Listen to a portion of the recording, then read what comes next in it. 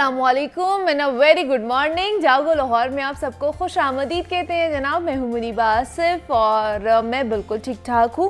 उम्मीद करती हूं कि आप भी बिल्कुल ठीक ठाक होंगे और आपका जो दिन है उसका आगाज़ भी बहुत अच्छा हुआ होगा।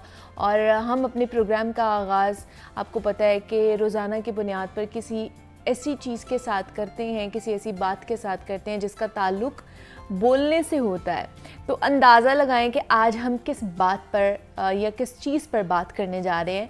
तो आज हम बात करेंगे खामोशी के मुताल्लिक़। वही खामोशी जिसे अमूमन कमज़ोरी समझा जाता है, जिसे लाइल्मी तसव्वुर किया जाता है, मगर इसकी हकीकत कुछ और है।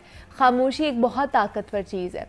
ताकतवर होने के साथ साथ ये इतनी बड़ी हिकमत भी है कि बड़े बड़ों को परेशान कर सकती है। मगर सवाल ये है कि वो कैसे। हमें अमूमन ये लगता है कि जनाब हर बात का जवाब देना बहुत ज़रूरी है, हर मौके पर बोलना बहुत ज़रूरी है, पर क्या वाकई ऐसा है कि नहीं है? इस पे भी तो पता होना चाहिए। क्या कभी ये लगा है कि जनाब खामोश रहना भी एक बेहतरीन जवाब होता है? किसी फ़िलासफ़र का कहना है कि खामोशी एक ताकतवर का ज़ेवर है। ये कामयाब लोगों के सबसे बड़े हथियारों में से एक बेहतरीन हथियार है।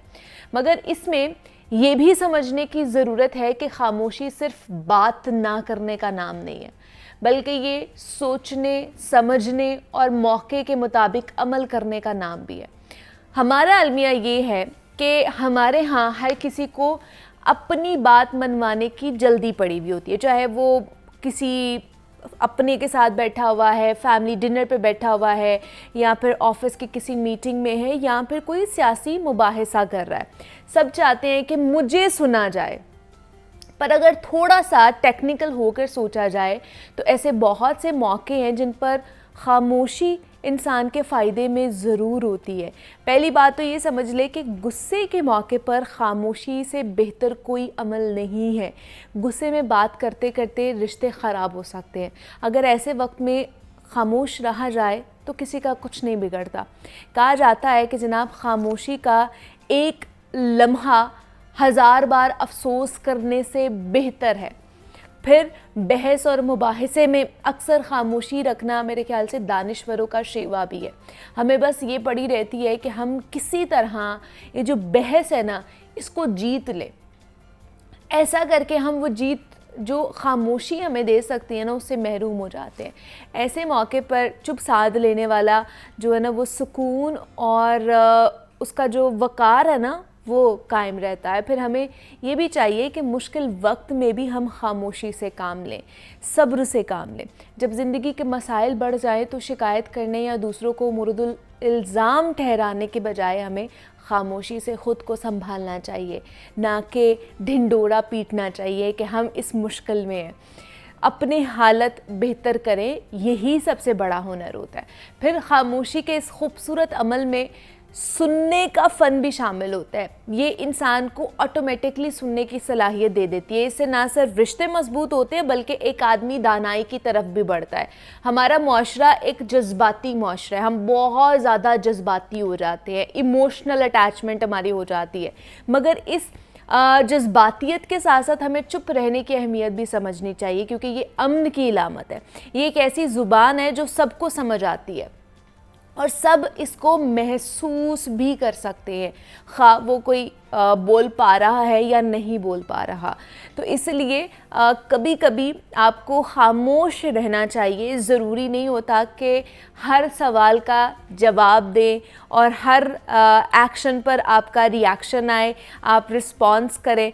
कभी कभी मेरे ख्याल से कुछ सिचुएशंस में, कुछ हालात में, कुछ मामलात में हमें खामोशी इख्तियार कर लेनी चाहिए। खामोशी एक बेहतरीन ज़रिया है आपका कि आप आगे बढ़कर रिग्रेट ना करें अपनी ज़िंदगी में, क्योंकि हम गुस्से में या हम ऐसे मामलात में हम बहुत से ऐसे वर्ड्स जो है ना वो बोल जाते हैं, बहुत से ऐसे अमल जो है वो इख्तियार कर जाते हैं, बाद में जिसका जाके इन फ्यूचर हमें रिग्रेट करना पड़ता है। हम सोचते हैं कि काश हम उस टाइम पर जो है ना सोच लेते या खामोश रह जाते। तो इसलिए खामोशी का भी हमारे ज़िंदगियों में बहुत एक अमल दखल है। तो उसके बारे में इसमें मैंने आपको चीज़ें बता दी हैं।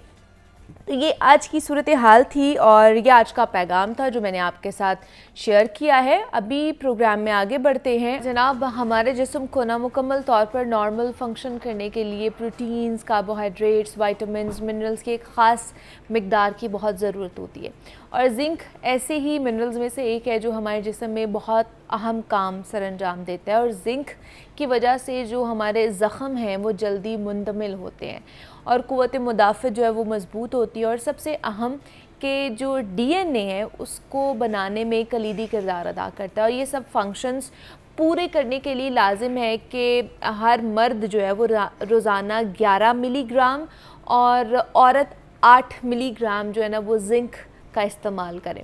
और जिंक के अहम ज़राए हैं हमारा जो मीट है, ख़ास तौर पर जो बड़ा गोश्त है वो, और दालों में भी जिंक पाया जाता है। मगर जिंक की इनटेक को दुनिया में सबसे ज़्यादा नज़रअंदाज किया जाता है और ये वजह है कि पूरी दुनिया में 2 अरब से भी ज़्यादा आबादी जिंक की कमी का शिकार है। तो अब जिंक अगर इतना इम्पॉर्टेंट है और वो नहीं लिया जा रहा है तो इसकी कमी की वजह से क्या क्या प्रॉब्लम जो हैं वो हमें फेस करनी पड़ सकती हैं, किस तरह की मुश्किलात का सामना करना पड़ सकता है, कॉम्प्लिकेशंस क्या क्या हो सकती हैं, इस पर हमने बात करनी है। और इस पर बात करने के लिए डॉक्टर अमरीन कलीम हमारे साथ स्टूडियोज़ में मौजूद हैं जो कि क्लिनिकल न्यूट्रिशनिस्ट एंड डाइटिशियन है। डॉक्टर अमरीन, आपको वेलकम कहते हैं जागो लाहौर में। कैसी हैं आप? ठीक है, अल्लाह का शुक्र, ठीक। डॉक्टर अमरीन, सबसे पहले तो बताइए जो जिंक क्या क्या फंक्शंस, कुछ फंक्शंस उसके मैंने बता दिए हैं, इसके अलावा वो हमारी बॉडी में किन किन चीज़ों के लिए इम्पॉर्टेंस? ठीक है, सबसे पहले तो जिंक एक बहुत ही मेजर इसेंशियल मिनरल है जो हमें रेगुलर बेसिस पे लाजमन लेना चाहिए। जैसे अभी आपने बताया कि मर्दों के लिए 11 मिलीग्राम और औरतों के लिए 9 मिलीग्राम जो है वो इम्पोर्टेंट है, उसी तरह बच्चों के लिए भी इम्पोर्टेंट है। अब इसकी इम्पोर्टेंस में क्या क्या आ जाता है कि बच्चों में ब्रेन डेवलपमेंट, ग्रोथ, हाइट उनकी इंक्रीज़ करने के लिए बहुत ज़्यादा इम्पॉर्टेंट है। इसके अलावा उनकी इम्यूनिटी को स्ट्रॉन्ग करता है। ओवरऑल बच्चों में भी और एडल्ट्स में भी इम्यूनिटी में बहुत हेल्प आउट करता है। हमारा डीएनए मेंटेन करने में, मसल डेवलपमेंट और उनकी ग्रोथ के लिए, जितने भी लोग जिम जाते हैं उनकी मसल डेवलपमेंट और ग्रोथ के लिए उसको प्रॉपरली मेंटेन रखने के लिए जिंक बहुत ज़्यादा इम्पॉर्टेंट है। इसके अलावा आपकी ओवरऑल इम्यूनिटी बेहतर करता है। तो that is a very essential mineral जो कि हम लोग रेगुलर बेसिस पर कहीं ना कहीं ले लेते हैं, लेकिन उसकी जो आरडी है, रिकमेंडेड डाइटरी अलाउंसेस हैं, वो पूरे नहीं होते। ठीक है। अच्छा, दूसरा मुझे बताएं कि जिस तरह आजकल सर्दियां चल रही हैं, सर्दियों में हमारी मुख्तलिफ इन्फेक्शंस होने का भी खतरा है, तो क्या जिंक हमें मुख्तलिफ इन्फेक्शन से भी बचाता है? बिल्कुल, जिंक जो है वो बहुत अच्छा इम्यूनिटी बूस्टर है। तो नॉट ओनली वो हमें इन्फेक्शन से बचाता है बल्कि हमारी इम्यूनिटी को मज़ीद स्ट्रॉन्ग भी कर देता है। तो और इसके अलावा अगर आप उसको विटामिन सी के साथ लेते हैं जो कि इटसेल्फ एक इम्यूनिटी बूस्टर है, तो ये दोनों मिलके बहुत अच्छे से काम कर लेते हैं। सो बेसिकली आपकी इम्यूनिटी स्ट्रॉन्ग होती है। सर्दियाँ चल रही हैं तो इसमें हमें ज़्यादा इम्यूनिटी की ज़रूरत है क्योंकि इन्फेक्शन के, खांसी, ज़ुकाम, इन सब के चांसेस हमें बहुत ज़्यादा हो जाते हैं सर्दियों में। मतलब इसके कॉम्बिनेशन जो है वो विटामिन सी के साथ होना है। एग्जैक्टली, अगर आप इसका कॉम्बिनेशन, अक्सर लोग जो है ना जिंक को इस्तेमाल करते हैं दूध के साथ। हाँ, दूध के साथ ले लेते हैं। तो जिंक जो है वो कैल्शियम के साथ काम ही नहीं करता। अच्छा, ठीक है। तो अगर आप आयरन या जिंक की, आयरन या कैल्शियम की सप्लीमेंट ले रहे हैं और साथ आप जिंक की भी इंटेक कर रहे हैं, तो क्या होगा कि आयरन और कैल्शियम जो है वो जिंक को एब्जॉर्ब ही नहीं होने देंगे। जब एक चीज़ बॉडी में एब्जॉर्ब ही नहीं हो रही तो वो काम ही नहीं करेगी, तो उसको लेने का फ़ायदा नहीं है। तो whenever you are taking zinc, तो आपको बहुत ज़्यादा प्रोटोकॉल्स के साथ लेना पड़ता है कि आप इस तरीके से लें कि इंटरेक्शन भी ना हो, उसकी फुली एब्जॉर्प्शन भी हो जाए और आपको जो है प्रॉपर फ़ायदे भी पहुँचे। तो उसके क्या क्या प्रोटोकॉल्स हो सकते हैं? मतलब एक तो किस फॉर्म में हमें खाना चाहिए जिंक जो है, और दूसरा उसके प्रोटोकॉल्स क्या हैं, किस तरह खाना है उसको हमने? सबसे बेहतर जो रिच सोर्स है, मैं बहुत दफ़ा कहती हूँ कि हम लोग एक चीज़ है वो निगलेक्ट कर देते हैं अपनी डाइट में, विच आर नट्स। ओके, हम सर्दियाँ आती हैं तो ही नट्स लेते हैं, वरना अक्सर जो हम है पूरा साल नहीं खाते हैं, सिर्फ सर्दियों में 2-3 महीने खाते हैं। हाँ। क्योंकि हमें लगता है कि नट्स जो हैं वो बहुत ज़्यादा गर्म होते हैं, हमें नहीं खाने चाहिए। ऑल्दो मैंने पहले भी बहुत दफ़ा जिक्र किया हुआ है कि अगर हम लोग एक क्वांटिटी में लें एक अच्छी क्वांटिटी में, जो कि हमारी रिकमेंडेड डाइटरी अलाउंस को मैच करती है। तो हमें सर्दी गर्मी नट्स कुछ नहीं कहेंगे, तो हमें सर्दी गर्मी लेनी चाहिए। अब हम क्या करते हैं, हम सारी जो इनटेक है वो सर्दियों में करते हैं, गर्मियों में हमारे पास रिजर्व्स रहते ही नहीं है। फिर थकावट रहती है, पट्ठों में खिंचाव, टांगों में दर्द, अक्सर लोगों को शिकायत रहती है कि सुइयां चुभती हैं पाँवों में, जो कि नॉर्मली डायबिटिक्स को भी रहती है। तो आप जब जिंक की इनटेक ही नहीं करते तो डेफिनेटली ये सारी प्रॉब्लम्स होती हैं। कॉमन जो कॉम्प्लिकेशंस हैं जिंक की कमी की वजह से जो होती हैं वो क्या हो सकती हैं? आपकी इम्यूनिटी खराब हो जाती है, आपकी मसल इम्पेयरमेंट शुरू हो जाती है, मसल क्रैम्पिंग स्टार्ट हो जाती है। बहुत कॉमन है कि आप अगर आपकी मसल क्रैम्पिंग हो रही है तो definitely you are somewhere deficient in zinc. अब सारी चीज़ें मिलकर जो है ना एक्ट कर रही होती हैं, लेकिन somehow it could be one of the reason as well. ठीक है, तो जब हम नट्स लेना स्टार्ट करेंगे तो हमारी जिंक की जो डेफिशिएंसी है वो पूरी हो जाएगी। रेड मीट जो है वो बहुत अच्छा सोर्स होता है जिंक का, लेकिन at the very end of the day क्या होता है कि हम लोग जितनी भी फूड प्रोडक्ट्स खा लें, क्योंकि हमारी डाइट बैलेंस नहीं है। तो अगर मैं कहूँ कि मैं पीनट्स खा रही हूँ, या रेगुलर बेसिस पे जो है आमंड्स खा रही हूँ, या फिर मैं वॉलनट्स खा रही हूँ, कैश्यू नट्स खा रही हूँ, हाँ, उससे इतनी ज़्यादा, क्योंकि हम लोगों ने अपना जो है फैट कंट्रोल भी देखना है। This is not only rich in zinc, these are also rich in fat, तो हमें वो वाली चीज़ भी देखनी है। तो वहाँ तक हमारा आईडीए पहुँचता ही नहीं है। अब वहाँ पर जाने के लिए हमें सप्लीमेंटेशन कंपल्सरी हो जाती है। या तो हमने पहले से रिजर्व रखे हो, तब हमारा डाइट से ही पूरा हो जाता है। लेकिन हमारे पास क्योंकि डेफिशिएंट चल रहे हैं हम हर एक सिंगल न्यूट्रिएंट में, तो सप्लीमेंटेशन फिर हमारे लिए ज़रूरी हो जाती है। तो सप्लीमेंटेशन हमें जो है ना फूड के थ्रू तो हमें इनटेक करनी है, लेकिन जो अभी डेफिशिएंसी चल रही है उसको रिकवर करने के लिए सप्लीमेंट, ठीक है, वो सप्लीमेंट आपने खाने हैं, वो उसी पे भी बात करेंगे। सप्लीमेंट भी किस वक्त खाने हैं, किस चीज़ के साथ खाने हैं, किस चीज़ के साथ नहीं खाने हैं। लेकिन अगर जैसे हमने कहा कि रिच सोर्स इसका एक तो नट्स हैं, दूसरा है जी रेड मीट है। नट्स भी कभी कभी आपको पता है कि हम लोग अगर खा रहे होते हैं तो दूध का इस्तेमाल कर लेते हैं, तो उसके साथ फिर दूध नहीं पीना। बिल्कुल, आपने जो है ना नट्स जब भी आप खा रहे हैं तो आप देखें, अब जब भी नट्स की बात होती है तो हम लोग क्या करते हैं, चाय या ऐसी चीज़ भी नहीं आपने खानी है, बिल्कुल भी नहीं। क्योंकि जब भी हम नट्स यूज़ कर रहे होते हैं ना, तो नट्स जो है हम पूरी एक मुट्ठी उठाते हैं और खा लेते हैं। जबकि नट्स के जो सर्विंग साइज़ है वो पर डे पे 6 बादाम है, 3 अखरोट हैं, और 4 से 5 ही आपके जो है ना कैश्यू नट्स वगैरह हैं। अब हम क्या करते हैं, एक प्लेट में सजा लेते हैं और सारे ही इकट्ठे खा लेते हैं, तो वो ओवर ईट हो जाता है। उसके साथ हम मिल्क भी ले लेते हैं। अब ऐसा है कि nuts are not only a zinc क्या कहें, मतलब उसके अंदर सिर्फ एक सोर्स सिर्फ जिंक नहीं है, उसके अंदर फैट्स भी हैं और बहुत सारे मिनरल्स हैं और बहुत सारे न्यूट्रिएंट्स हैं। तो उनके लिए समहाउ अगर हम लोग दूध के साथ ले लेते तो बाकी न्यूट्रिएंट्स जो हैं वो मिल्क की वजह से समहाउ एब्जॉर्प्शन हो जाती है, जिंक की नहीं होती है, राइट। सो हमें ये चीज़ें थोड़ी सी फोकस में लेनी चाहिए। आप नट्स खा रहे हैं तो आप जो है रेगुलर बेसिस पे मंचिंग प्रोटोकॉल से ले लें, मंचिंग के टाइम पे ले लेंगे तो वो प्रॉब्लम ही नहीं करेगा। ठीक है, और अगर हम गोश्त खा रहे हैं तो उसके फिर क्या प्रोटोकॉल होने चाहिए? उसके साथ फिर हमने क्या नहीं खाना है, या क्या ऐसा इसमें इंक्लूड करना है जिसकी वजह से जिंक की एब्जॉर्प्शन अच्छी हो? अच्छा, गोश्त जो है ना, हम लोग अगर रेगुलर बेसिस पे, जैसे हमारे यहाँ पे गोश्त वगैरह बनता है स्पेसिफिकली रेड मीट, तो हम लोग अगर उसको एज सच ही जैसे हम लोग कंज्यूम करते हैं वैसे सालन के तौर पर या ग्रेवी के तौर पर खा रहे हैं, तो that would be very good. और उसमें ये है कि आपको वीक में 2 से 3 सर्विंग्स लेनी पड़ेंगी, 2 से 3 सर्विंग्स लेनी पड़ेंगी, फिर जाके आपका जो जिंक का लेवल है तो आपको 2 से 3 सर्विंग्स लेनी पड़ेंगी पर वीक, ताकि आपका जिंक का समहाउ जो डेफिसिट रह रहा है वो पूरा हो जाए। अच्छा, दूसरा ये जो स्टेक्स वगैरह भी आजकल खाते हैं, तो वो जो ग्रिल करके और सारी चीज़ें वो भी ठीक है? आई गेस स्टेक्स वगैरह जो है ना वो कंपैरेटिव टू आवर सालन बहुत ज़्यादा हेल्दी सोर्सेज होती हैं, क्योंकि चारकोल पे बनी होती हैं, या फिर स्टीम्ड होती हैं, या फिर जो है वो ग्रिल्ड वगैरह बेक्ड की होती है उन्होंने। तो this is a very good source कि आप मिनिमम ऑयल इस्तेमाल कर रहे होते हो उसके अंदर कंपैरेटिवली, कि हमारे घरों में जो सालन वगैरह बनते हैं उसमें हम लोग बहुत ज़्यादा ऑयल डाल देते हैं अनटिल अनलेस वो ऊपर नहीं आ जाता। तो उससे बेहतर है कि अगर आप स्टेक्स वगैरह खा लें तो that is a very good source. ठीक है, कि मतलब अगर आपने गोश्त भी खाना है, बड़ा गोश्त भी, रेड मीट के अंदर खासतौर पर ज़्यादा जिंक है, ये पोल्ट्री के अंदर, इसके अंदर नहीं है, तो अगर आपने रेड मीट भी खाना है तो उसके भी कुछ प्रोटोकॉल्स हैं कि आपने किस तरह खाने हैं। तो जिंक लेने की टाइमिंग क्या होनी चाहिए, किस टाइम हमने खाना है ताकि इसकी अब्जॉर्प्शन भी अच्छी हो और ये मतलब अगर जिस काम के लिए हम इसको खा रहे हैं वो काम भी अच्छा हो सके? जिंक आप किसी भी टाइम ले सकते हैं, किसी भी टाइम ले सकते हैं, सुबह दोपहर शाम रात में भी ले सकते हैं, किसी भी टाइम ले लें, क्योंकि आप तो ऑलरेडी डेफिशिएंट है।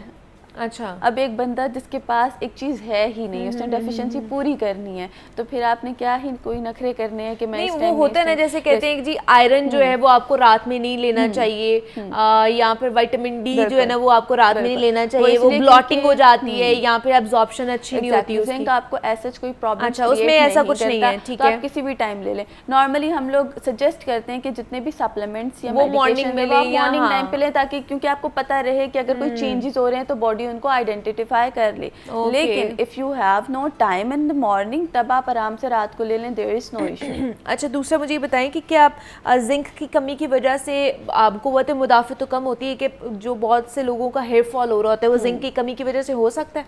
अच्छा, जिंक जो है ना वो आपके हेयर फॉल के लिए बहुत ज़्यादा इंपॉर्टेंट है कि आपका हेयर फॉल रोक देता है। अच्छा, ठीक है, आपकी स्किन बहुत अच्छी कर देगा, क्योंकि आपका जो है ना, आपकी एक तो गट हेल्थ इनडायरेक्टली अच्छी हो गई है। गट हेल्थ अच्छी रहती है तो मैक्सिमम आपकी प्रॉब्लम्स जो है ना वो सॉल्व हो जाती हैं, आपकी स्किन की, हेयर्स की, नेल्स की।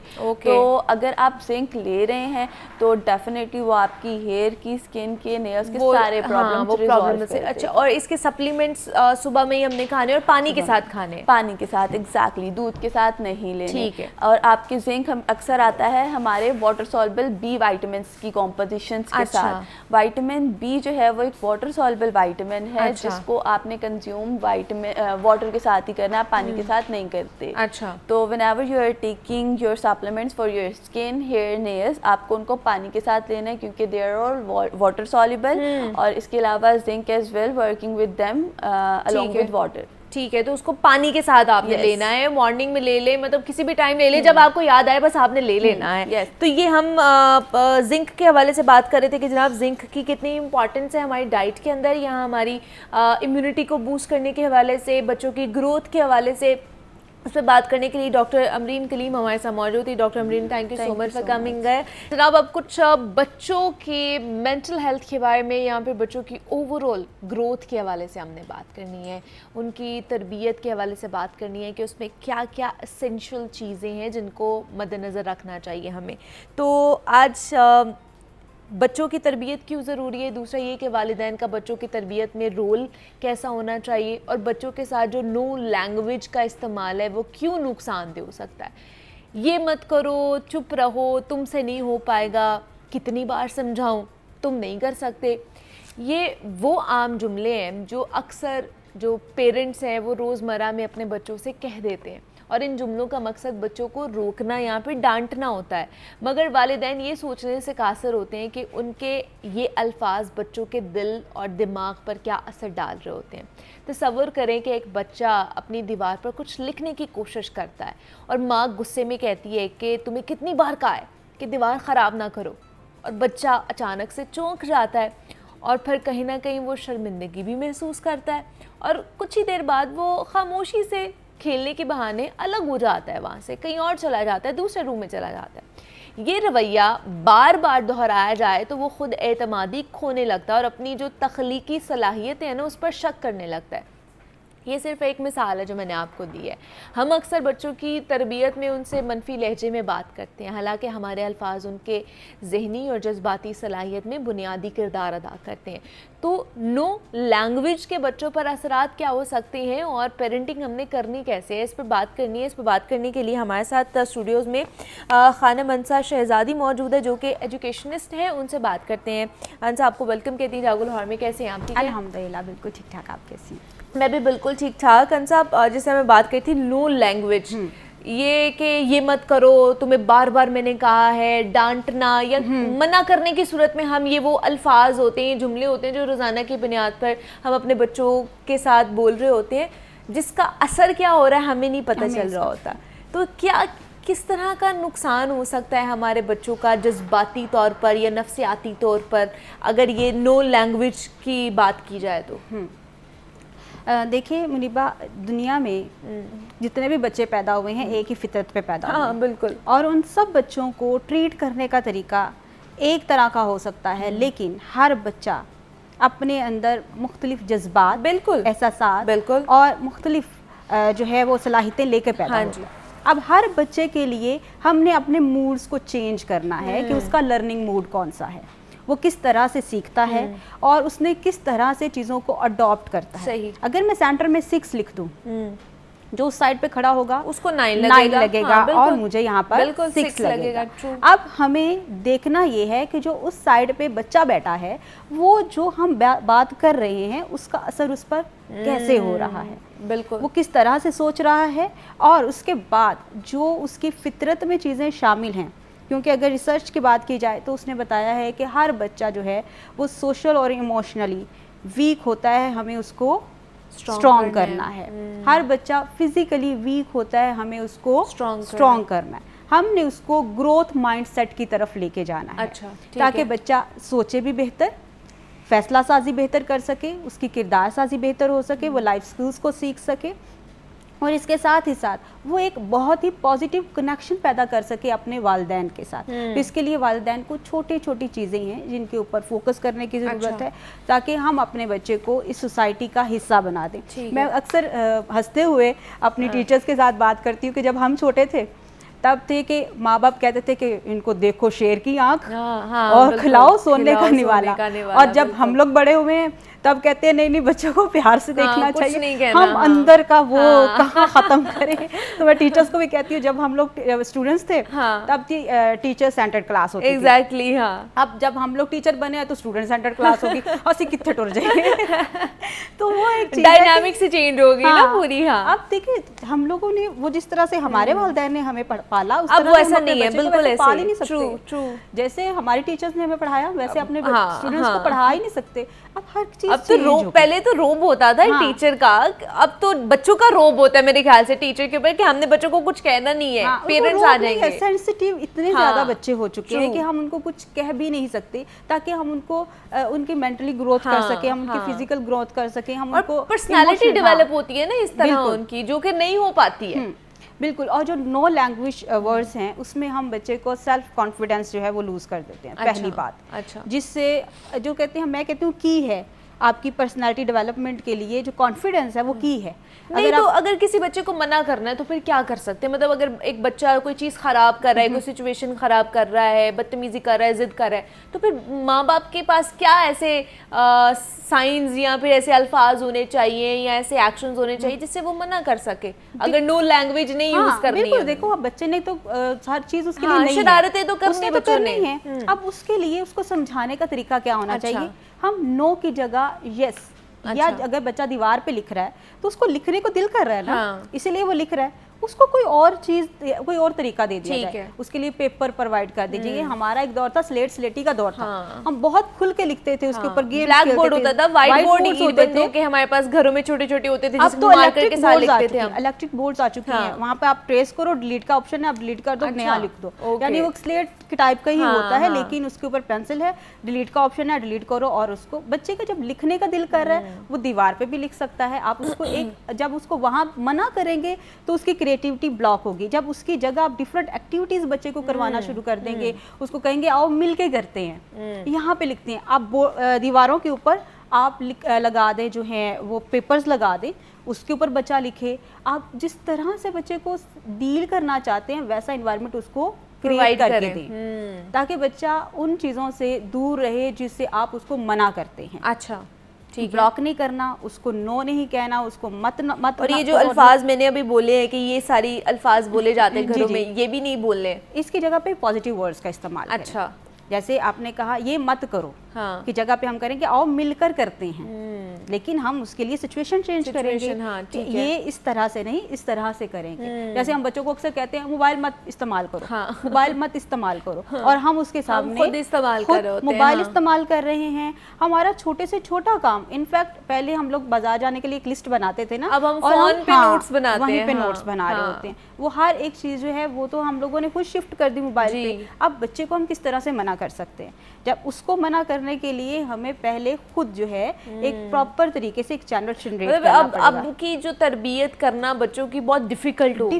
डिफिकल्ट नहीं है, थोड़ा मूड चेंज हो गए हैं, कह लें कि थोड़े से टेक्निकल हो गई है। हम लोगों, मेरी माँ ने मुझे आटा गूंदना नहीं सिखाया था, हाँ। देख देख के सीख लिया। घर के काम करना नहीं सिखाया था, देख देख के सीख लिया। हाँ। अब जो बच्चियां आती हैं उसकी माँ प्रॉपर तरीके से बताती है, अब 2 कप ऑफ फ्लोर डाल, 1 कप ऑफ वाटर। तो अब माएँ जो है वो एक मैकेनिज्म के जरिए चीजें सिखा रही हैं, और हर एक चीज, क्योंकि बच्चे क्वेश्चन करते हैं ना, क्यों। हम लोगों ने कभी क्यों नहीं कहा था। जब क्यों कहेगा बच्चा तो हमारे पास उसका लॉजिक का आंसर होना जरूरी है। अगर हमारे पास आंसर नहीं होगा तो बच्चा फिर कहेगा कि नहीं मुझे समझ नहीं आई है। मैं आज से अगर देखूं कि मैं 20 साल पहले जिस तरीके से पढ़ती थी, हाँ, अब मेरा पढ़ने का वो तरीका नहीं रहा है, बिल्कुल ऐसे ही। अब मुझे मेरे प्रोफेसर या मेरे टीचर्स मुझे कुछ बताते हैं तो मैं उनसे पूछती हूँ कि ये ऐसा क्यों है। हाँ जी, मुझे इसका प्रॉपर एक आंसर चाहिए, ताकि मैं उसको समझ सकूं।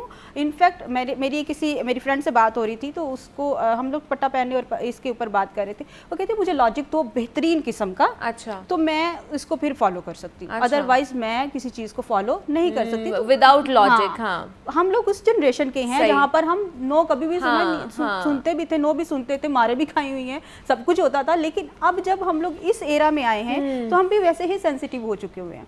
अब जिस तरह के बच्चे हैं उसी तरह के पेरेंट्स भी हैं। हमें प्रॉपर चैनल जनरेट करना है बच्चों की तरबियत के लिए, बच्चों के लिए प्रॉपर तरीके से उनको फैसिलिटेट करना है कि घर में जो इन्वायरमेंट हम बना रहे हैं उसी से बच्चा चीज़ें सीख रहा है। यहाँ पर हम बात करेंगे कि नो की जगह हम लोग बच्चों को इन्वायरमेंट प्रोवाइड करें और उनके लिए एक बेहतरीन तरीकाकार जो है वो। और अच्छा, ये जो लर्निंग प्रोसेस होता है बच्चों के लिए, या फिर जो ये क्रिएटिविटी का खास तौर पर होता है, ये कितने साल में बच्चे का शुरू हो जाता है?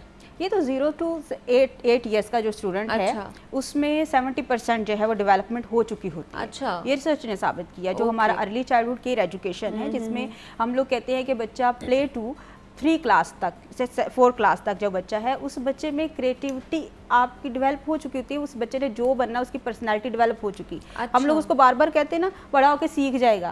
वो गालियाँ भी दे रहा है, वो बदतमीजी भी कर रहा है, जिद भी कर रहा है, वो बड़ा होके सीख जाएगा। वो बड़ा होके सीखता नहीं है, लेकिन बल्कि वो सिचुएशन को हैंडल करना देख रहा होता है। उसको पता होता है, गुस्सा उसको आ रहा होता है, लेकिन उसको पता बॉस पे गुस्सा नहीं करना।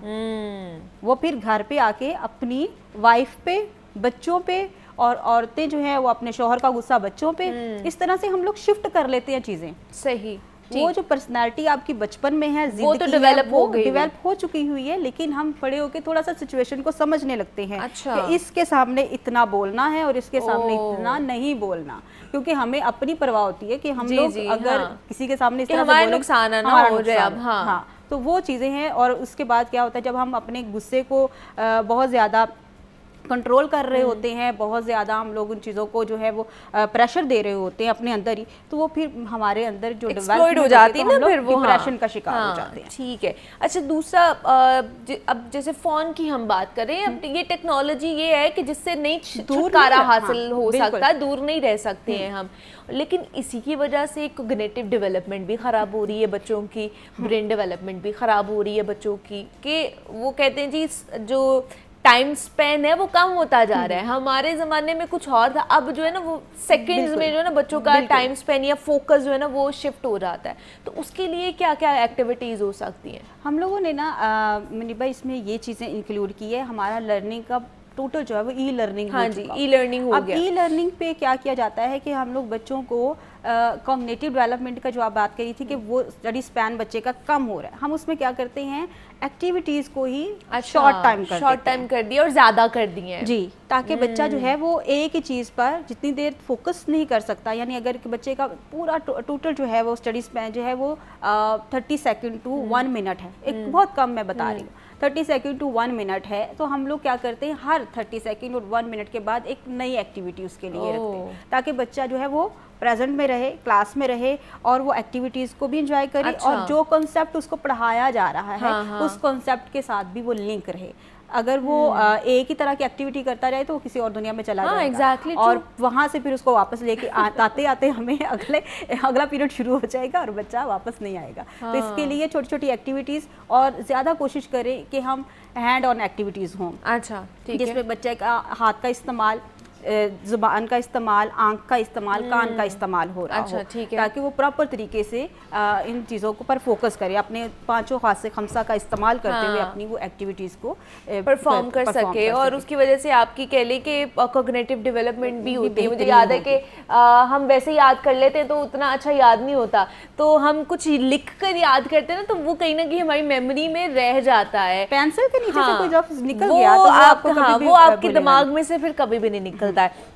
तो ये मामलात है जनाब कि बच्चों की तरबियत करनी है, किस तरह करनी है और ख़ासतौर पर कौन कौन सी चीज़ों का इस्तेमाल नहीं करना। ये जो न्यू लैंग्वेज का जो नुकसान है वो बच्चे की ब्रेन डेवलपमेंट के ऊपर, यहाँ पर उसकी इमोशनल और फिज़िकल डेवलपमेंट के ऊपर किस तरह हो सकती है, उस पर हमने बात की है। खानम अंसार शहज़ादी हमारे साथ मौजूद थी, एजुकेशनिस्ट हैं। Ansar, thank you so much कि आप यहाँ पर आए। ब्रेक लेते हैं जी, यहाँ पर मिलते हैं इस ब्रेक के बाद।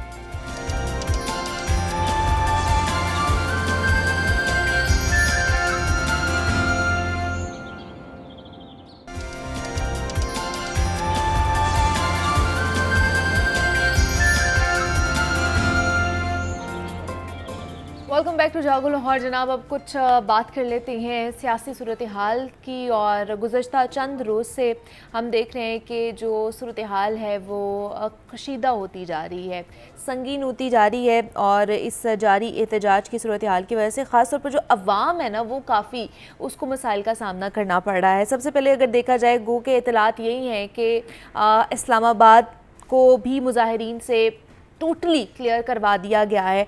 और लेकिन पंजाब हुकूमत और वफाकी हुकूमत पर बहुत से सवाल भी उठ रहे हैं, उस पर भी हम बात करेंगे। साथ ही साथ ये भी है कि जब भी कोई सियासी जमात जो है वो एहतजाज का ऐलान करेगी, इन फ्यूचर भी अगर वो करेगी, तो अवाम ही को इसके नताइज क्यों भुगतने पड़ते हैं, वो चाहे किसी भी सूरत हाल के कह लें कि पेश नज़र हो सकते हैं। दूसरा ये कि रास्ते बंद होंगे और ज़राए आमदरफ्त महदूद होगी, ग़ज़ाई किल्लत भी हो जाएगी। आप देख लें कि आजकल जो महंगाई की सूरत हाल है वो कहाँ तक पहुँच गई। अर्ज़ ख़ुद महंगाई की गई है, जो 200 या 250 रुपये में चीज़ मिल रही थी वो 600 रुपये फ़ी किलो तक पहुँच गई है। मटर की सूरत हाल ये है कि 600 रुपये फ़ी किलो तक मटर मिल रहे हैं, कि जो 200 या 250 रुपये फ़ी किलो में मिल रहे थे। और जो ख़ास तौर पर जो DC रेट लिस्ट के मुताबिक तो वो 150 और 160 रुपये की रेट लिस्ट के मुताबिक है।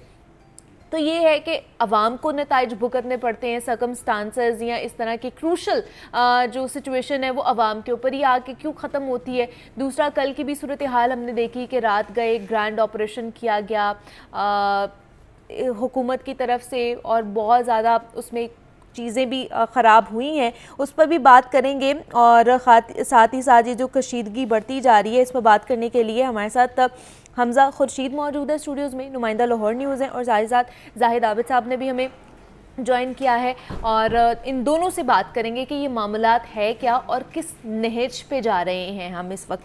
हमज़ा, आपको भी वेलकम कहते हैं और जाहिद आबिद साहब आपको भी वेलकम कहते हैं। साहिब साहब, ये मामलात क्या है? पहले हमने देखा कि शहर के दाखिली और खारजी रास्ते बंद किए गए। अभी खबर आई है कि तमाम तर मोटरवेज़ और दाखिली और खारजी रास्ते जितने भी एंट्री एग्ज़िट पॉइंट्स थे खोल दिए गए हैं। लेकिन ये जो 3 से 4 दिन अवाम महसूर होकर रह गई है, एक इस ख़ासतौर पर कॉर्डन ऑफ जो कर दिया था पूरे लाहौर को, जिसकी वजह से ना कोई आ रहा था ना कोई जा पा रहा था, ट्रांसपोर्टेशन हमारी ख़राब हो गई थी, मामूलात ज़िंदगी हमारी बंद होकर रह गई थी सिर्फ यहाँ पर ही। तो क्या मामलात थे, ये होना ज़रूरी था क्या? देखें, इंतशार तो किसी भी सिस्टम के लिए, किसी भी मईशत के लिए, किसी भी माशरे के लिए बेहतर ख्याल किसी सूरत भी नहीं करार दिया जा सकता। इंतशार से शर ही निकलता है और उसका फिर जो खमियाजा है वो पता नहीं होता कि कौन भुगतेगा। अच्छा। इस वक्त भी जो सूरत हाल है उसमें गो के अब कुछ बेहतर बताई जा रही है कि सूरत हाल कुछ कंट्रोल में, अंडर कंट्रोल है। लेकिन जब लड़ाई शुरू होती है तो फिर वो शुरू तो हो जाती है, उसे ख़त्म किस तरह करना है और कैसे होना है उसका फिर बहुत से खमियाजे भुगतने पड़ते हैं। तो इस वक्त भी जो हमें सूरत हाल नज़र आई है गुज़श्ता 4-5 रोज़ से, मतलब हमने शायद पहली दफ़ा देखा है कि मोटरवेज़ इतने तवील अरसे के लिए मुकम्मल तौर बंद पर कर दी बंद गई कर थी, दी गई मुकम्मल हो। तौर पर। और सिर्फ ये नहीं कि इस्लामाबाद जाने वाली मोटरवे बंद हो, वहाँ से आने वाली और भी। जो दूसरी लिंक मोटरवेज हैं वो भी उसके उसको भी साथ बंद कर बंद दिया है, था। यहाँ तक कि जीटी रोड भी बंद रखी गई।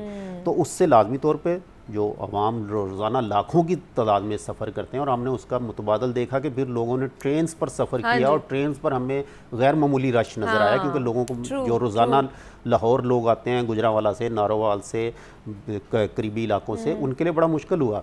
तो लोगों को जो इस वक्त सूरत हाल है, आज अभी थोड़ी देर पहले मोटरवेज़ खोली गई हैं, जिससे लगता ही है कि हालात कुछ इस्लामाबाद में बेहतर हुए हैं, या बेहतर कह लें या अंडर कंट्रोल कह सकते हैं, हाँ। हुए हैं।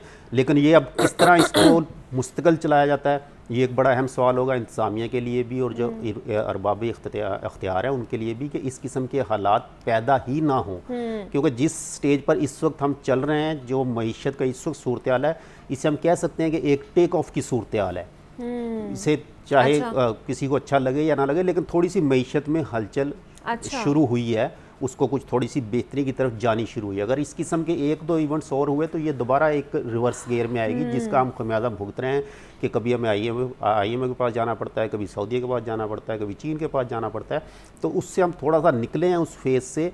तो ये जो भी फ्रीकैन है, उन्हें कम से कम इसका कोई ऐसा दरमियानी रास्ता निकालना चाहिए जिसमें अपने मुतालबात भी वो ज़रूर मनवाएं, जो जायज़ मुतालबात हैं उसके लिए वो बिल्कुल स्ट्रगल होनी चाहिए, जमहूरी माशरों में होती है। लेकिन जो तरीक़ाकार इख्तियार किया जाता है और ख़ास तौर पर वो कुछ गैर मुनासिब हो जाता है, कि जिस तरह एक लश्कर कशी का तासर आ जाता है कि शायद फ़तह करने के लिए कोई चीज़ आ रहे हैं, तो वो फिर लाजमी तौर पर रियासत भी कहीं ना कहीं ताकत इस्तेमाल करेगी। और रियासत ने इस दफ़ा काफ़ी ज़्यादा ताकत इस्तेमाल, जो कि हमने बहुत कम देखी है कि इस किस्म की ताकत भी इस्तेमाल की गई हो, कि एहतजाज इस्लामाबाद में होना और वहाँ से 500 किलोमीटर दूर पे भी सड़कें बंद हो गई। तो ये एक बड़ी अहम चीज़ थी जिसकी वजह से लोगों को मुश्किलात का सामना करना पड़ा। लेकिन खुशाइंद ये है कि अब कुछ हालात आज बेहतर आ रहे हैं, वरना जैसा खदशा जाहिर किया जा रहा था, आपने महंगाई की बात की, वो तो पहले ही हो गई थी। पेट्रोल और डीजल की किल्लत का बड़ा एक खदशा जाहिर किया जा रहा था, क्योंकि पेट्रोल के जो क्योंकि वो आज ही उन्होंने कहा था, तो, कल ही बल्कि कि जितना भी रिजर्व स्टॉक है हम लोग वो लाजमी तौर पर वो डेली आते हैं, लाहौर में एंटर होते हैं, पंप्स पे अपनी डिलीवरी देते हैं और उसके बाद वापस जाते हैं। तो वो तो वैसे ही एक फ्लेमेबल चीज़ होती है, किसी भी हंगामा जहाँ हो रहा हो वहाँ से वो दूर से गुजरते हैं कि यहाँ से कोई एक तीली भी अगर फेंक देगा तो वो तो ये दुआ की जा सकती है कि ये बेहतरी की तरफ जाएं हालात। अच्छा, मतलब अच्छी की उम्मीद रखनी चाहिए, बिकॉज अगर कोई भी मसला होता है, अब जिस तरह बहुत सी कैजुअलिटीज़ का भी हमें खबरें आ रही हैं कि होंगी, तो ये भी एक रियासत का ही नुकसान है ना, एक फ़र्द का तो है ही है, ख़ानदानों का ही है, रियासत का भी नुकसान हो रहा है इसके अंदर। लेकिन ये जो कशीदगी है ख़ास तौर पर, ये क्या आपको लगता है कि आने वाले दिनों में मज़ीद बढ़ जाएगी जिस तरह की सिचुएशंस हम देख रहे हैं? देखिए, एक सियासी पार्टी जिसका जो मुतालबा है वो यही है कि हमारा जो लीडर है उसको रिहा किया जाए, तो वो कैसे आप ये सोच सकते हैं कि उसमें कशीदगी जो है वो कम हो जाएगी?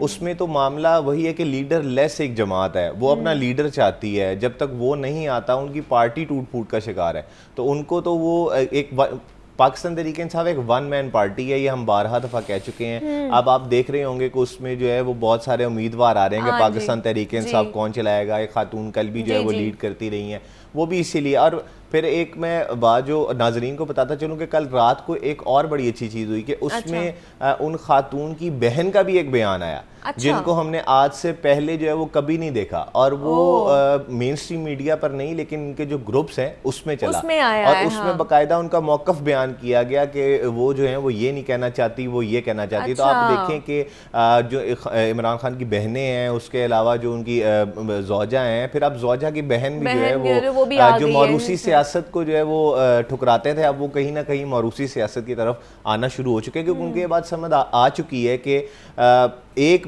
शख्स के बाद जो है इस पार्टी का कोई भी फ्यूचर नज़र नहीं आता, टुकड़ों में, कोर्ट्स में नज़र आती है, इक़्तिदार लेते हुए कि हम चेयरमैन रहेंगे, हम चेयरमैन रहेंगे। तो कैसे हम उसको ख़त्म कर लेंगे जब तक वो उस शख्स को नहीं लेके आएंगे? उस पार्टी के अंदर भी सेग्रीगेशन हुई हुई है। सेग्रीगेशन इस हद तक है कि एक MPA के भी 2-2 ग्रोह हैं। अच्छा, एक जो हमारे पास मुसद्दक़ा इतलात है कि वो यूसीज भी जो है वो बटी हुई हैं। एक यूसी जो है उस MPA को चाहती है, दूसरी यूसी उस MPA को नहीं चाहती।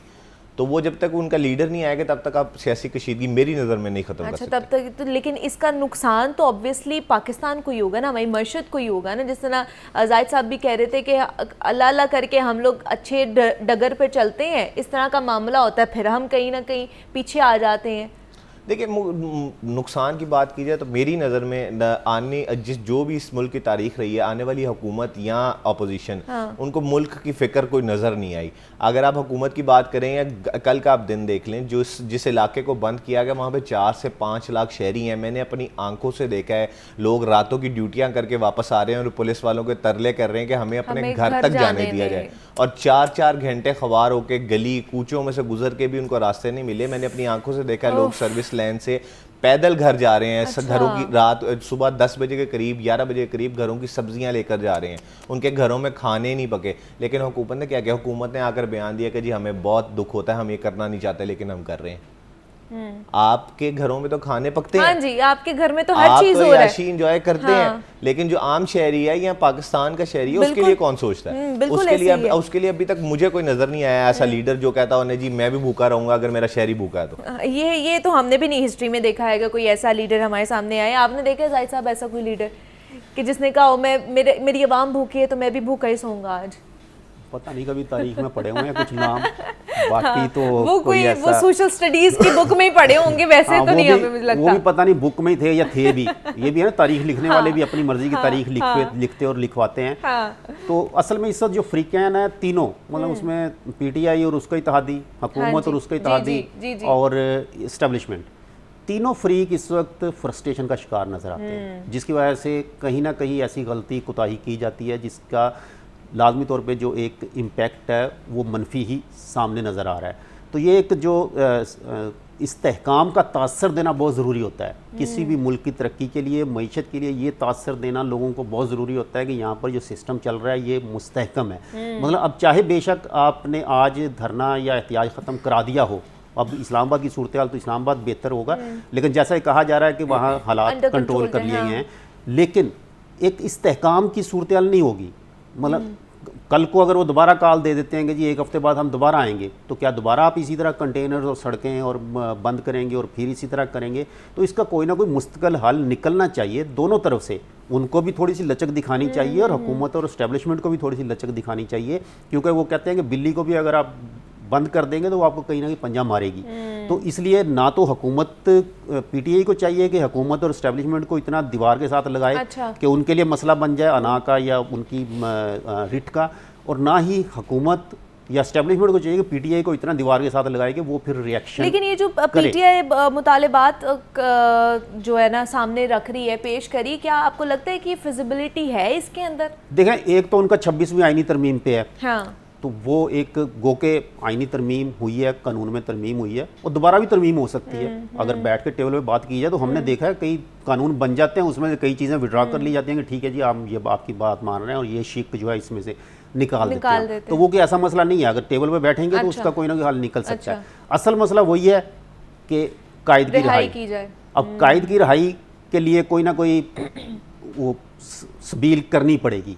सबील इस तरह के, या तो उसे कानूनी रिलीफ मिले, लेकिन कानूनी रिलीफ अदालतों से मिलना है ना, वो गवर्नमेंट ने थोड़ी ना देना है। 150 मुकदमे पहले थे, 150 अब एहतियाज के बाद और हो गए, तो वो 300 मुकदमे तो अब वैसे ही बन गए। अब तो और ज़्यादा हो गए। तो वो अगर एक हफ्ता भी लगे एक ज़मानत में तो वो 300 अंदाज़ा कर ले कि 1.5-2 साल तो मजीद बन गए। तो वो या तो फिर अचानक कोई इनकलाब आ जाए, अच्छा, और कोई सदारती हुक्म आए या मार्शल लॉ लग जाए और फिर कोई हुक्म आ जाए कि जी इनको छोड़ दिया जाए, तो वो तो एक अलग बात है। अच्छा, वरना अदालतों से अगर स्पीडी ट्रायल भी किया जाएगा तो कम से कम 1-2 साल तो कहीं नहीं गया इस वक्त जो सूरत है। तो इसलिए अब एक पीटीआई ने जो कार्ड खेला था, अब देखना ये है कि आज सुना है कि उनकी दोबारा एक प्रेस कॉन्फ्रेंस है जिसमें आइंदा का लाएमल वो देंगे। वो किस किस्म का लाएमल देते हैं, दोबारा कोई इंतशार का देते हैं, एहतिजाज का देते हैं, या अपने आप को विड्रा करते हैं? जाहिद साहब की बात में शामिल करता है जो कि अभी मैं कुछ देर पहले जो है बात कर रहा था। मुसद्दका इतलात हैं कि पीटीआई जो है वो ठान चुकी है कि उन्होंने पीछे नहीं हटना। अच्छा, उन्होंने क्या इसी तरह एहतिजाज करा? प्रेस कॉन्फ्रेंस होने जा रही है, उसमें यही जो है बात की जाएगी कि वो दोबारा से आएंगे। और जो मेरी इतलात हैं, हो सकता है गलत भी हों, कि आज ही दोबारा जो है वो जो लश्कर कशी जिसको हुकूमत कहती है वो की जाएगी। जो पंजाब के काफिले रह गए थे, क्योंकि वो कल रात से जो है वो सफ़र में है और उनको वापस नहीं मोड़ा गया है इतलात के मुताबिक। उनको दोबारा जो ताज़ा दम दस्ते हैं उनको जो है वो इस्लामाबाद बुलाया जाएगा, लेकिन अभी जो चीज़ें हैं वो बड़ी अंडर कंट्रोल है। लीड कौन करेगा? उनको लीड जो है वो अलीमीन गंडापुर और बुशरा बीबी ही करेंगे। वो मानसेरा में है, अभी तक इतलात के मुताबिक पहुंच गए हैं। Mansehra secretariat okay. में उन्होंने 11:30 बजे करीब जो है वो प्रेस कॉन्फ्रेंस करनी है। ओके, और ठीक अब है। देखना ये है कि हुकूमत जो हमने देखा है रात का, उसके बाद अब जो है वो, क्योंकि बेलारूस के जो मेन मसला था वो बेलारूस का वफ्द था। अब हाँ। वो उसको वो जो है जैसे ही वो आज- रवाना हुआ है तो उसको उसके जो है बाद वो ये ग्रैंड रवाना ऑपरेशन भी रातों होना रात है। शुरू हो अच्छा, गया था। ये अब हम तीसरा मुसलसल एक कंसेक्यूटिव सीक्वल देख रहे हैं हाँ, कि कि जिसमें कोई international वक्त आता है। इंटरनेशनल वक्त भी आता है, और ये जो एहतियाज करते हैं जिस वक्त बिल्कुल एहतियाज जिस वक्त पीक पे होता है तो क़यादत इनकी गायब हो जाती है। हाँ। वो जो वहाँ लोग पहुंचे होते हैं वो बिल्कुल लीडरलेस हो जाते हैं, उन्हें कुछ पता नहीं कि अब हमने आगे क्या करना है, और वो बहुत खतरनाक सूरत हाल होती है जिस वक्त आपको लीड करने वाला lead कोई करने वाला ना ना हो। हो, मॉब के हाथ में जिस वक्त फैसला करने हाँ की जी। ताकत आई तो बहुत खतरनाक चीज़ बिल्कुल होती है। ऐसे ही है। मतलब हमने लाहौर में इनका जलसा हुआ, वहाँ भी यही देखा हमने कि ठीक 6 बजे तमाम क़यादत उतर गई और उन्होंने कोई वो ऐलान गायब नहीं हो किया जाती कि है, जो हाँ। अवाम आई है वहाँ पे उसने कहाँ जाना है, क्या करना है, हम एहतियाज ख़त्म कर रहे हैं। इसी तरह संजानी में जो इन्होंने जलसा किया उसमें भी यही किया गया, और अब रात भी यही हुआ कि रात दोनों जो क्या कायद थे, लीगी अलीमीन क़यादत, गंडापुर और हाँ, बुशरा आला क़यादत बीबी, जो दोनों गायब हो गए और किसी को कुछ पता नहीं कि वो कहाँ गए हैं, और उसके बाद जो मॉब है उसने क्या करना है। तो ये एक बड़ी या तो उनकी हिकमत अमली है अच्छा। कि लोगों को छोड़ दिया जाएगा, ठीक है लोग जाने और इंतज़ामिया जाने, जो करते हैं करें, हम बीच में से निकल जाते हैं। और ये एक क्या कह गैर संजीदगी भी कह सकते हैं आप इसे, कि लोगों को इस तरह आप इंतज़ामिया के आगे छोड़ के अपने जो फॉलोअर हैं, उन्हें कारकुन हैं, उन्हें छोड़ के निकल जाते हैं। और दूसरा सियासी के भी कहते हैं कि जी चूँकि मॉब जो होता है वो ज़्यादा अग्रेसिव होता है, वो जो फैसला हाँ, करता है वो बिल्कुल बहुत ऐसे ही, जारहाना true। किस्म का करता है बनिस्बत क़यादत के, क्योंकि क़यादत को तमाम चीज़ें सामने रखनी होती हैं। मॉब को यही पता है कि मैं तो 3 दिन से खज्जल ख्वार होके यहाँ पहुँचा और अब मैं वापस चला जाऊँ। अच्छा, उसके इसमें लिए मैं जाहिद साहब की बात फिर बढ़ा देता हूँ कि गुज़िश्ता रात से, बल्कि जब ये लास्ट टाइम जो अलीमीन गंडापुर साहब वापस गए थे केपी पंजाब से, हाँ। उसमें भी जो है ये बातें चली थी कि अब आवाम जो है वो खुद लीड करेगी। अच्छा। और गुज़िश्ता रात से आवाम जो कारकुनान हैं जिनमें गम और गुस्सा है, उनका ये कहना है कि क़यादत जाए, अब हम जो है वो अपनी क़यादत खुद करेंगे और अपनी आपको लीड खुद करेंगे। और इसमें अच्छा। आप ये चीज़ देखें कि ये बड़ा ख़तरनाक मामला है। हम जिस माशरे में रहते हैं उसमें पहले भी हम ऐसे हादसा देख चुके हैं जहाँ पर मॉब लिंचिंग्स हुई हैं, नुकसानात हुए हैं और बड़ी जानें जो हैं वो जी, जी, ज़ाया हो हुई गई हैं, हैं। बिल्कुल और ऐसे ही। ये मामला जो है ये अब का नहीं है, इनके तकरीबन जो पिछले 4 मामलात हैं उनमें यही है कि क़यादत जो है वो बग़ैर ऐलान किए चली जाती है। दूसरी बात ये कि जो पाकिस्तान तहरीक इंसाफ की तरफ से एक हदफ दिया जाता है कि हमने यहाँ पर पहुंचकर ऐलान करना है, उसको टोटली रिवर्स किया जाता है। अलीमीन गंडापुर के जो लास्ट इनका केपीके में जलसा, उन्होंने कहा कि मैं आखिरी लाएअमल जो है वो कॉल दूंगा। वहाँ पर सवाबी में अवाम जो है वो इकट्ठी हुई और उन्होंने वहाँ पर कहा जी कि जब तक खान जो है वो आखिरी कॉल नहीं देगा तब तक वो एक रिवर्स बैक था। अच्छा। जब ये यहाँ पर इस्लामाबाद आए, इस्लामाबाद से इन्होंने डी चौक आना था, डी चौक से ये इन्होंने वहाँ पर आकर लाएअमल देना था, ये फिर वहाँ से भागे। अब कल रात को जो है ये कहा गया था कि हम जो है वो सरों पे कफन बांध के निकले और हम जो है वो नहीं जाएंगे वापस। ये लोग फिर वापस गए। इस रिवर्स का जो किक बैक आवाम की तरफ आता है उसकी तरफ कोई गौर नहीं करता। आवाम जो है इनकी 3 दफ़ा वापस जा चुकी है, लेकिन जो क़यादत है उसको ये सोचना होगा कि जिस दिन वो आवाम वापस ना गई, रियासत के लिए भी मसला होगा, और उनके अपोजिशन के लिए भी मसला होगा और पाकिस्तान को जो है वो नुकसान होगा। लेकिन वही बात है कि लेकिन क्या पता नेक्स्ट टाइम अगर डायरेक्शन लेस ही है जो कारकुनान है वो आए ही ना, ऐसे भी तो हो सकता है। डायरेक्शन लेस नहीं है, आप इस चीज को तस्लीम करें। आपका लीडर ही नहीं है या उस वक्त आपको लीड करने वाला कोई नहीं है तो आप डायरेक्शन लेस ही होते हैं ना उस टाइम। आप इस चीज़ को तस्लीम करें कि जो इस वक्त एक शख्स है उसकी जिस कहते हैं कि मकबूलियत है उसको आप रद्द नहीं कर सकते। अगर एक कारकुनान जो है वो ग्रुप्स में खुद ये बात करें कि हम खुद निकलेंगे तो फिर उसके लिए उनको लीड की ज़रूरत नहीं है। लेकिन इस वक्त जो है पाकिस्तान तहरीक इंसाफ कोई उनकी लाएअमल जो है वो मुस्तरद नहीं है, वो आते हैं और चले जाते हैं। क्या अब होना क्या चाहिए? लास्ट कमेंट है, दोनों से पूछूंगी अब आगे क्या होना चाहिए, गवर्नमेंट को क्या करना चाहिए, क्या हो सकता है आगे? देखिए गवर्नमेंट तो मुज़ाकरात चाहती है लेकिन अब ठीक है। पाकिस्तान तहरीक इंसाफ नहीं मानती। वो नहीं मानती है। आप जाहिद साहब? होश के नाखन लेने चाहिए, अच्छा। संजीदगी का मुजाहरा करना चाहिए, अपनी अपनी जिम्मेदारी लेनी चाहिए, Negotiation कर लेनी चाहिए। अपोजिशन के तौर पे भी जिम्मेदारी लेनी चाहिए, हुकूमत को भी जिम्मेदारी लेनी चाहिए। अगर कहीं 2 कदम पीछे हट के मामला बेहतर होते हैं तो इस सिस्टम को चलना चाहिए क्योंकि सिस्टम अगर नहीं चलेगा तो फिर हम वही सूरत हाल होगी कि आज कशकोल लेके कहीं फिर रहे हैं, कल कहीं फिर रहे होंगे, तो वो चीज़ उसी तरह बिल्कुल चलती ऐसे ही रहेगी। ये सारे मामलात में हमारा सिस्टम मफलूज होकर रह जाता है। आवाम के ऊपर जो है ना वो संगीन नताइज जो है ना उनको भुगतने पड़ते हैं, ना अपोजिशन को उसका खुमियाजा भुगतना पड़ता है ना ही हुकूमत को। तो आवाम के लिए सोचें और उनके लिए काम करने की कोशिश करें। हमारे साथ जाहिद आबिद साहब मौजूद थे, हमजा खुर्शीद थे, आप दोनों का बहुत शुक्रिया कि आप दोनों यहाँ पर आए। जो सियासी कशीदगी और शहर के मामलात थे उसके ऊपर हमने बात की। अब ब्रेक लेते हैं, यहाँ पे मिलते हैं इस ब्रेक के बाद।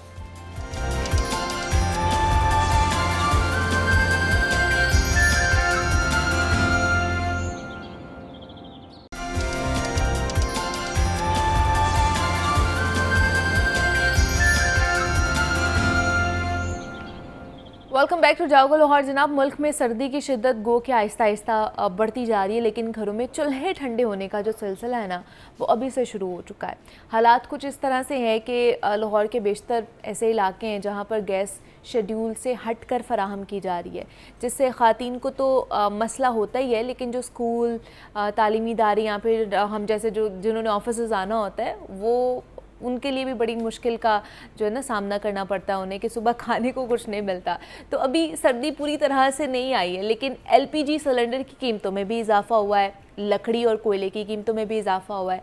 इस पर भी बात करेंगे और साथ ही साथ सुई गैस के जो मीटर्स हैं आवाम की दस्तरस में कई साल से नहीं आ सके हैं, इसकी क्या वजह है? क्या मीटर्स दस्तयाब ही नहीं है या फिर कोई और वजह है इसके बैकग्राउंड में? तो इस पर बात करनी है हमने। हमारे साथ इस वक्त स्टूडियोज़ में राना फाद मौजूद हैं, नुमाइंदा लाहौर न्यूज़ है, उनसे बात करते हैं। फाद, आपको वेलकम कहते हैं जागो लाहौर में। फाद, गैस की लोड शेडिंग मसला वहीं का वहीं खड़ा हुआ है। हर साल जब भी सर्दियां आना शुरू होती हैं गैस का मसला जो है ना वो आ जाता है, बल्कि अब तो गर्मियों में भी यही सूरत हाल रहती है। तो ये हल होना है कि ये ऐसे ही चलना है या हम उम्मीद छोड़ दें इनसे? हाँ जी, बहुत शुक्रिया अमीबा। इस वक्त सूरत हाल ये है कि जैसे ही सर्दी शुरू होती है गैस की बंदिश और लो प्रेशर की शिकायत बढ़ जाती हैं। अच्छा, और दूसरा सबसे बड़ा इशू ये है कि एक तरफ तो कुदरती गैस की बंदिश होती है या लो प्रेशर होता है, दूसरी तरफ जो मुतबादल के तौर पर इस्तेमाल की जाती है एलपीजी, उसकी कीमतें मुसलसल बढ़ना शुरू हो जाती हैं। एलपीजी की ओगरा की जानिब से जो कीमत मुकर्रर की जाती है वो शहर भर में क्या पूरे पाकिस्तान में उस रेट पर एलपीजी दस्तयाब नहीं होती। अच्छा, इस दफ़ा भी यही सूरत हाल हुई है कि जैसे ही सर्दी का सीज़न शुरू हुआ है एलपीजी माफिया सरगर्म हुआ है और जो है वो उसकी कीमतें जो है वो आसमान पर ले गए।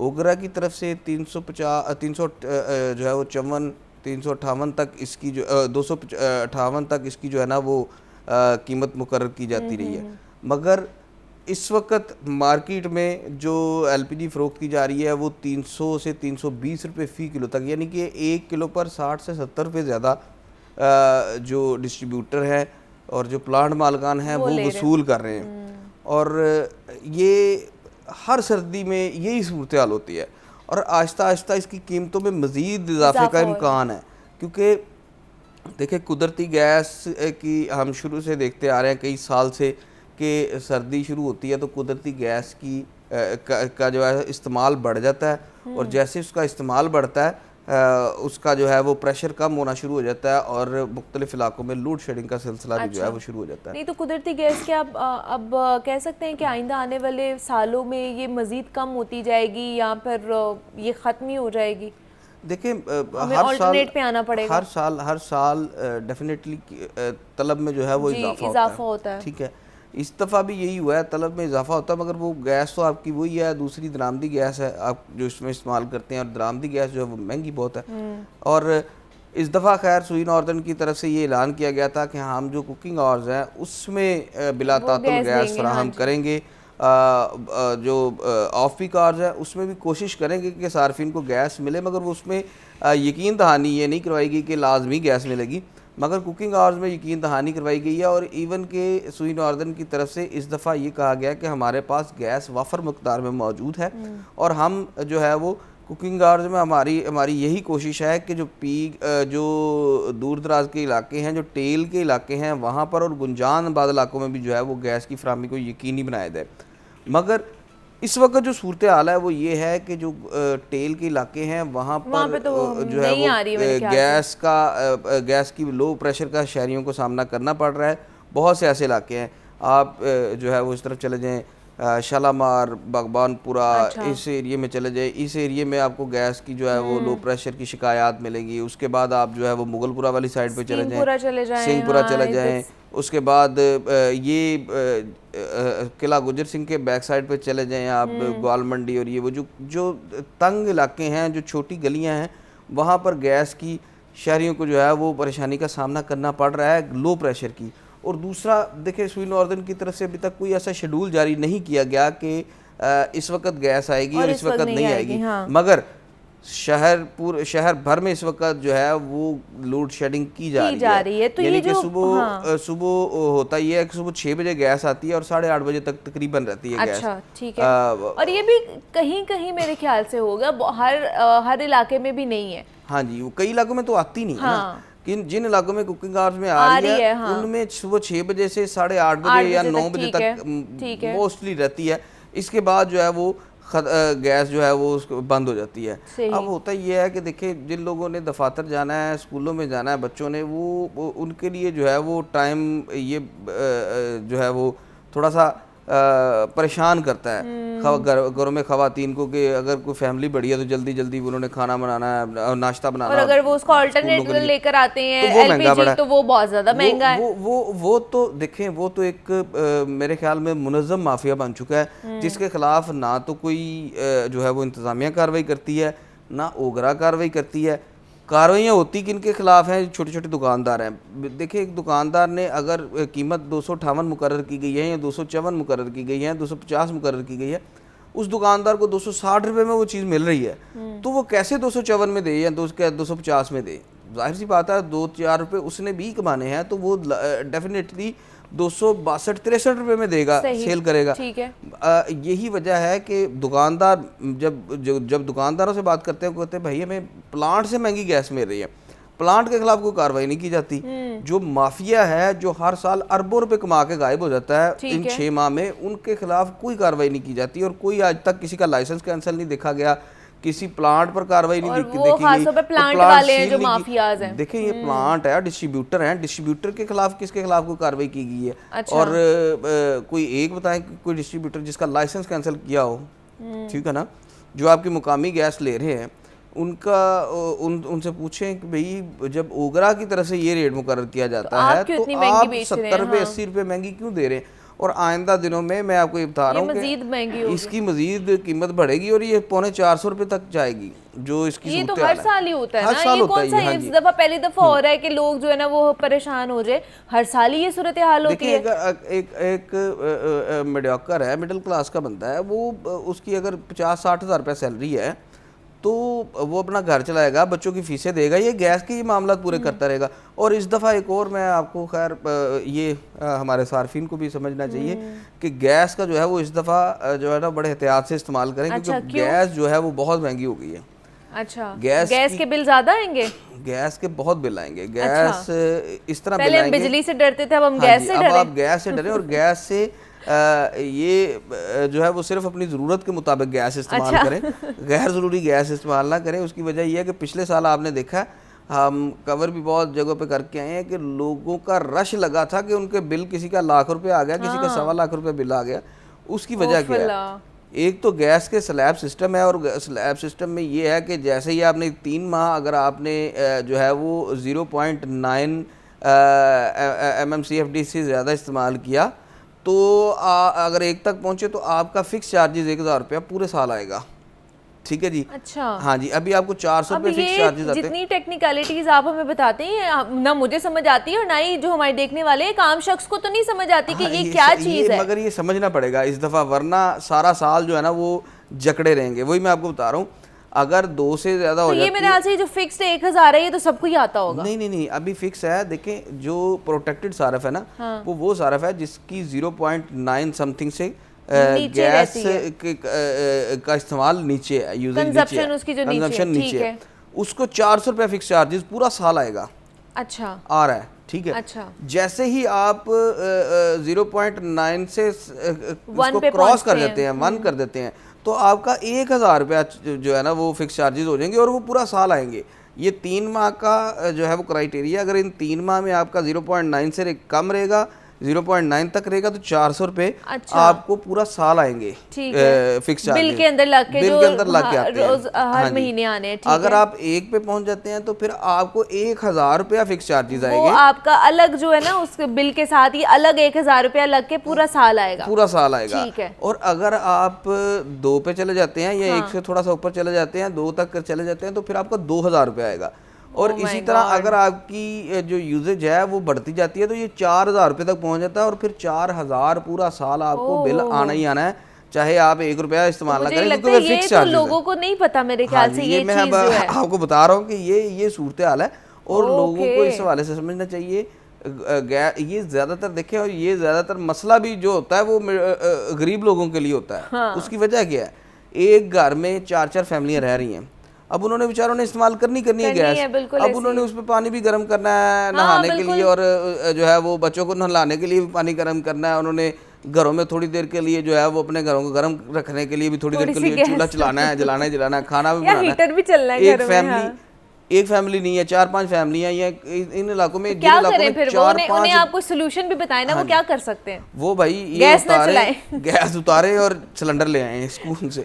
सिलेंडर से महंगी सिलेंडर पड़नी है, भी तो ये महंगा है ना। ये सिलेंडर से भी महंगी पड़नी है अगर आप उसमें अच्छा। चलेगी तो। हाँ जी, अगर देखें ना, वैसे तो सिलेंडर आपका 4000 रुपये में पूरा महीना गुजरेगा। एक सिलेंडर सिर्फ आप 4000 रुपये में लेके आएंगे तो यानी कि 2-3-4 सिलेंडर लग जाएंगे, मगर यहाँ पर आपको 4000 रुपये फिक्स चार्जेस आने ही आने हैं, गैस का बिल भी साथ और आना वो है पूरा साल। वो पूरा साल। हाँ जी, ओके, ये दिसंबर जनवरी फरवरी, ये 3 माह, नवंबर दिसंबर crucial हैं जनवरी बहुत फरवरी, ज़्यादा, हाँ जी, हाँ। ये 3 माह में जो आपने इस्तेमाल करनी है गैस, उसका एग्रीगेट बनना, और उस हिसाब से आपको पूरा साल फिक्स चार्जेस आने हैं। ये लेस्को में भी यही प्रॉब्लम आ रही है, अब सुई सॉर्डन गैस में भी यही प्रॉब्लम आ लेस्को रही में है। तो देखिए, सुई नॉर्दर्न का तो सुई गैस का तो एक अलग सिस्टम है, मगर लेस्को में तो ये अगर मीटर नहीं मिल रहे ना तो ये इंतजामिया की नाहली है। ठीक है, इसमें आप ये कह सकते हैं कि देखिए, आपको पता है कि आपकी इतने मीटर आपके लग रहे हैं, इतनी एप्लीकेशंस आपको मिल रही हैं, और इतनी रेशो में मीटर आपके ख़राब भी हो रहे हैं,